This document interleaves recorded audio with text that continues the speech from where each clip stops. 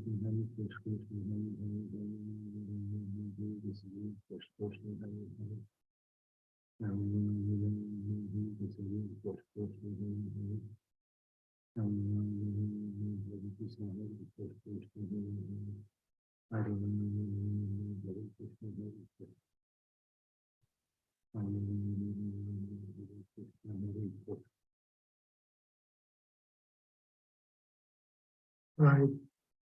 Krishna, Krishna, Krishna, Hare Rama, Rama, Hare Krishna, Hare Krishna, Hare Hare, Hare Rama, Rama, Hare Krishna, Hare Hare Rama, Rama, Hare Krishna, Hare Krishna, Hare Hare, Hare Rama, Rama, Hare Krishna, Hare Krishna, Hare Hare, Hare Rama, Rama, Hare Hare, Hare Krishna, Hare Krishna, Hare Hare. Hare Rama, Rama, Hare Hare, Hare Krishna, Hare Krishna, Hare Hare. Hare Rama, Rama, Hare Hare, Hare Krishna, Hare Hare. Hare Rama, Rama, Hare Krishna, Hare Hare. Hare Rama, Rama, Hare Krishna, Hare Hare.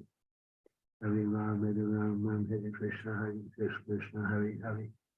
Hare Rama, Rama, Hare Hare, Hare Krishna, Krishna, Krishna. Hare Rama, Hare Krishna, Krishna, Krishna, Hare Hare. Hare Rama, Rama, Hare Krishna, Krishna, Hare Hare. Hare Rama, Rama, Hare Krishna, Hare Hare. Hare Rama, Rama, Hare Krishna, Hare Hare. Hare Rama, Rama, Hare Hare. Hare Krishna, Hare Krishna, Hare Hare. Hare Rama, Rama, Hare Krishna, Hare Krishna. Hare Rama, Rama, Hare Krishna, Hare Krishna, Hare Hare. Hare Rama, Rama, Hare Krishna, Hare Krishna, Hare Hare. Hare Rama, Rama, Hare Krishna, Hare Krishna, Hare Hare. Hare Rama, Rama, Hare Krishna, Hare Krishna, Hare Hare. Hare Rama, Rama, Hare Krishna, Hare Krishna, Hare Hare. Hare Rama, Rama, Hare Krishna, Hare Krishna, Hare Hare.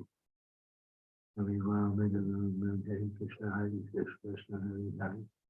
Hare Rama, Rama, Hare Krishna, Hare Krishna, Hare Hare. Hare Rama, Rama, Hare Krishna, Hare Krishna, Hare Hare.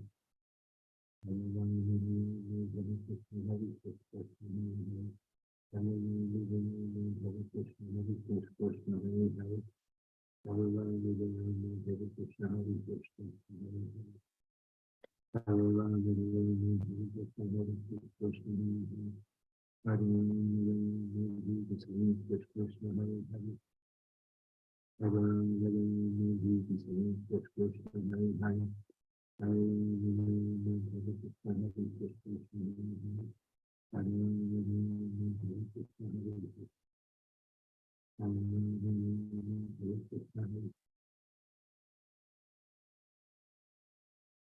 Hare Krishna, Hare Krishna, Hare Krishna, Krishna Krishna, Hare Hare.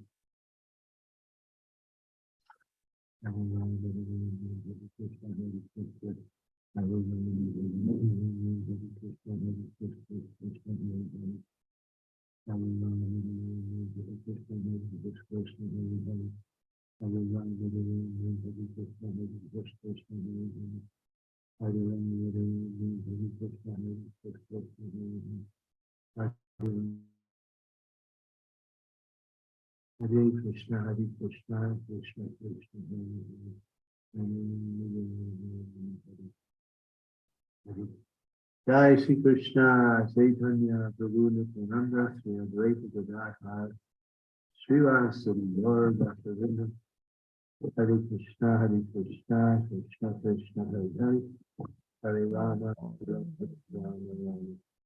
Really grateful, Anasuya, for taking your time out today to come and do this program. Thank you very much. No problem at all, much. I'm at your service, much. Thank you for engaging me in your service, and I could do something small from here. Thank you so much for engaging me. And thank you to all the devotees for joining us and asking really amazing, amazing questions. We had a lot of questions. I was like, whoa, this is going to be booming class. Thank you so much. And thank you to all the devotees again. Vanchakapati Vyascha, 3% Bevacha, Patitanam Pavanebhyo, Vaishnavebhyo Namo Namaha, Srila Prabhupada ki. Jai. His Holiness Candramauli Swami ki. Jai. Thank you. Hare Krishna Maharaj. Thank you very much for today. Pariksha, will we get to see you before you leave? Yeah, I will be coming tomorrow for Okay. the ILS meetings. Yeah, we'll see you tomorrow. Okay, good. Okay. Hare Krishna. I just rested my legs today, but I'll be there tomorrow. We hope you get better. Hopefully so. Yeah. I can't wait. By your blessings and mercy, Maharaj. Only by your blessings and mercy, Maharaj. Hare Krishna. Thank you. Hare Krishna. Hare Krishna. Hare Krishna, Maharaj. Hare Krishna Maharaj. Thank you so much. Maharaj, thank you very much. Thank you very much, Maharaj. Hare Krishna. Thank you. Maharaj. Yes, Srimati, Maharaj. Yes, Guru Maharaj. I'm gonna call you right now. Yes, Guru Maharaj. Mhm. Thank you, Mataji. We can end the call. Thank you.